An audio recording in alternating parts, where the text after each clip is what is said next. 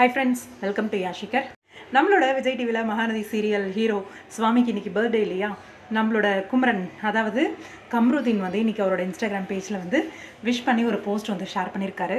Happy birthday சகல அப்படின்னு சொல்லி ஷேர் பண்ணிருக்காரு. நல்லா இருக்கே அப்படின்ற மாதிரி இருந்துச்சு.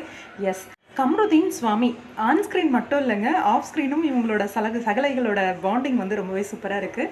அவுட்டிங் போயிருக்காங்க போல இருக்குது எங்கேயோ, மேபி லாஸ்ட் ஸ்கெடியூலாக இருக்கும்னு நினைக்கிறேன். அவங்க வெளியில் போனப்போ எடுத்த பிக்ஸ் தான் இது, ஷூட்டிங் ஸ்பாட்டும் கிடையாது. அதே மாதிரி இப்போ வந்து சுவாமி இங்கே இருக்க மாட்டார் எனக்கு தெரிஞ்சு.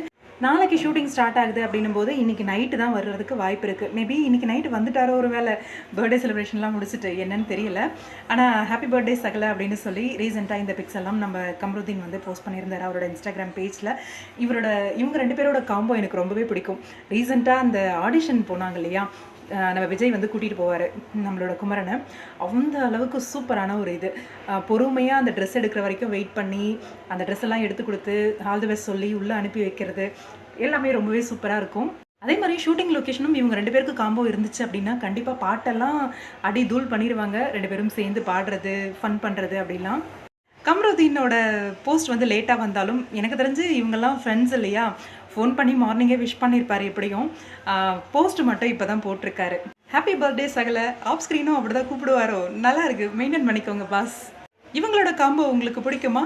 கமெண்ட் பாக்ஸில் சொல்லுங்கள்.